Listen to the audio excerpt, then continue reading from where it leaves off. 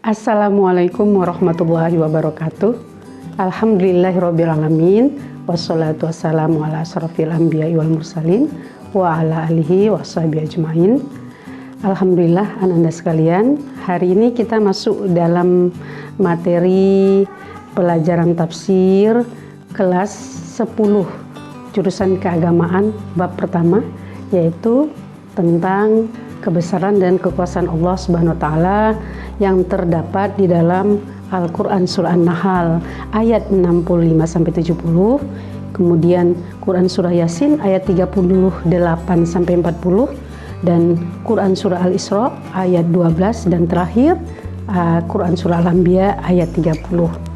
Nah, nanti setelah kita mempelajari materi tersebut, diharapkan ananda semuanya mampu yang pertama membaca ayat yang tadi sudah sebutkan, tentunya dengan tajwid yang benar. Kemudian yang kedua, diharapkan ananda sekalian mampu menerjemahkan dengan benar. Yang ketiga, diharapkan ananda mampu memahami tafsir ataupun kandungan yang terdapat di dalam ayat-ayat tersebut. Yang keempat, ananda mampu menganalisis bukti-bukti kebesaran dan kekuasaan Allah Subhanahu wa taala, dan yang terakhir tentunya ananda mampu mengamalkan apa-apa yang ada di dalam ayat tersebut. Demikian ananda sekalian, kita mulai materi kita dengan terlebih dahulu melafalkan Bismillahirrahmanirrahim. Kebesaran dan kekuasaan Allah Subhanahu wa taala yang terdapat dalam Al-Quran surah An-Nahl ayat 65 sampai 70. Mari ananda sekalian kita membaca dan menerjemahkan ayat-ayat yang ada di dalam Quran surah An-Nahl ayat 65 sampai 70. A'udzu billahi minasyaitonir rajim. Bismillahirrahmanirrahim. Wallahu anzala minas samaa'i maa'a. Dan Allah telah menurunkan dari langit air hujan. Fa'ahya bihil arda ba'da mautiha. Kemudian Allah menghidupkan tanah sesudah matinya. Inna fi dzalika la'ayatan liqaumin yasma'un. Sesungguhnya pada yang demikian itu merupakan tanda-tanda bagi kaum yang mau mendengar.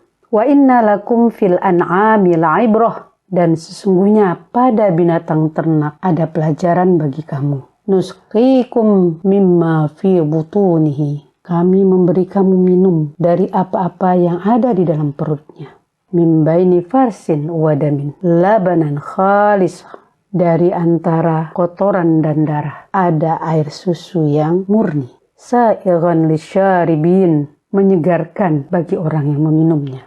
Wa min thamaratin nakhili wal a'nab, dan dari buah kurma dan anggur. Tattakhiduna minhu sakara, kamu membuat minuman yang memabukkan. Wa rizqan hasana, dan rizki yang baik. Inna fi dzalika laayatan liqaumin ya'qilun. Sesungguhnya pada yang demikian itu adalah tanda-tanda kekuasaan Allah bagi kaum yang mau berpikir. Wa auha rabbuka ilan nahli anitakhidhi minal jibali buyutan. Dan Tuhanmu telah mengilhamkan kepada lebah agar membuat rumah ataupun sarang di gunung. Wa minasyajari wa mimma ya'rishun, dan di atas pohon-pohon dan dari apa-apa yang dibuat oleh manusia. Tsumma kuli min kulli samarat, kemudian makanlah olehmu dari macam-macam buah-buahan. Fasluki subula rabbika dzulula, maka laluilah jalan yang telah dimudahkan oleh Tuhan.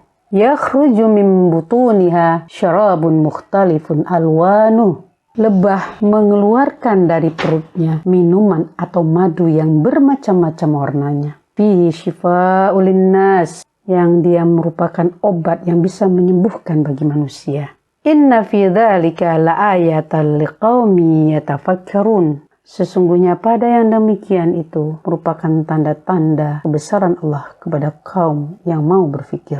Wallahu khalaqakum tsumma yatawaffakum. Dan Allah telah menciptakan kamu kemudian mewafatkan kamu. Wa minkum may yuraddu ila ardalil umur. Dan di antara kamu ada orang yang dikembalikan oleh Allah kepada usia yang sangat tua. likai la ya'lama ba'da ilmin syai'an, yang dia tidak mengetahui sesudah dia mengetahui.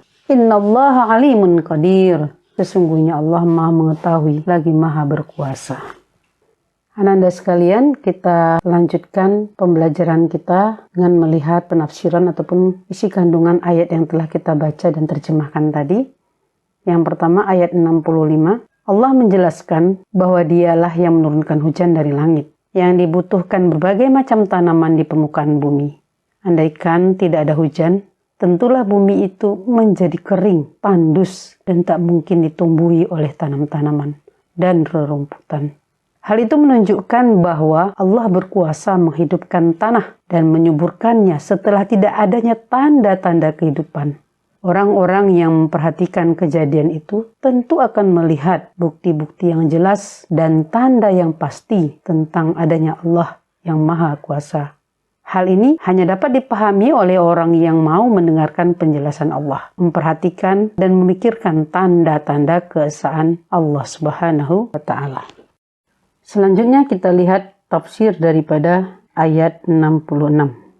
Allah Subhanahu wa Ta'ala meminta perhatian pada para hambanya agar memperhatikan binatang ternak, karena sesungguhnya pada binatang ternak itu terdapat pelajaran yang berharga, yaitu bahwa Allah memisahkan susu dari darah dan kotoran.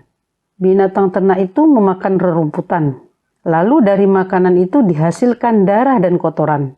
Di antara keduanya, Allah memproduksi susu yang bersih dan bergizi.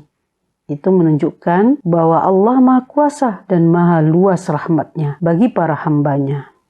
Secara ilmiah dapat dijelaskan bahwa pada susu binatang menyusui terdapat sebuah kelenjar yang berfungsi untuk memproduksi air susu melalui urat-urat nadi atau arteri.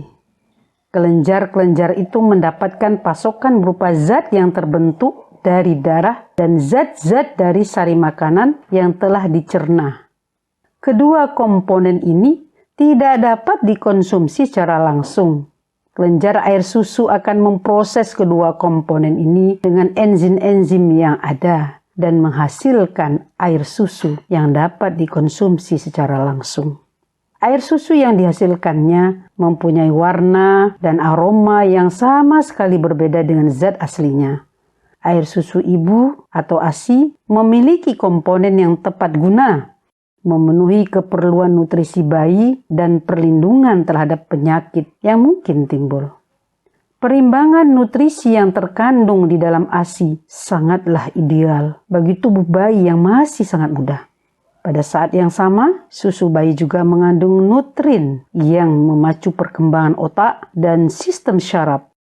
Susu bayi buatan yang dibuat berdasarkan teknologi tinggi saat ini tidak dapat menggantikan makanan bayi yang saat itu. Unsur anti-infeksi lainnya adalah bahwa ASI memberikan lingkungan yang baik untuk tumbuhnya bakteri yang baik yang diberi nama normal flora. Peran dari bakteri ini adalah menjadi pelindung terhadap bakteri, virus, dan parasit penyebab penyakit. Lebih lanjut, ASI juga mengatur terjadinya sistem imunitas atau kekebalan tubuh terhadap berbagai penyakit infeksi. Nah, demikianlah penjelasan secara ilmiah. Selanjutnya dalam ayat yang ke-67, Allah SWT meminta para hambanya agar memperhatikan buah kurma dan anggur. Dari kedua buah-buahan itu, manusia dapat memproduksi sakar, yaitu minuman memabukkan yang diharamkan dan minuman baik yang dihalalkan. Sebuah riwayat dari Ibnu Abbas menjelaskan, sakar ialah minuman yang diharamkan yang berasal dari buah kurma dan anggur. Rezeki yang baik ialah makanan halal yang bisa diproduksi dari kurma dan anggur. Jadi, dari kurma dan anggur, manusia dapat memproduksi berbagai jenis makanan. Di antaranya, ada yang memudaratkan dan ada yang bermanfaat. Yang memudaratkan dilarang oleh agama, sedang yang bermanfaat dibolehkan untuk diproduksi. Dengan demikian, ayat ini sudah mengandung isyarat bagi mereka yang berpikiran suci bahwa meminum minuman keras haram hukumnya dan tidak boleh diproduksi. Di akhir ayat Allah Subhanahu wa taala menegaskan bahwa dalam penciptaan kedua macam tumbuh-tumbuhan itu terdapat tanda-tanda yang jelas untuk menunjukkan keesaan Allah bagi orang-orang yang mempergunakan pikirannya untuk meneliti, memperhatikan, dan mengambil pelajaran dari penciptaan tumbuh-tumbuhan yang disebutkan dalam ayat tersebut. Kemudian Allah Subhanahu wa taala dalam ayat 68 meminta perhatian para hambanya agar memperhatikan lebah. Allah telah memberikan naluri kepada lebah sehingga mempunyai kemahiran untuk membuat sarang di bukit-bukit, di pohon-pohon, dan bangunan-bangunan didirikan manusia.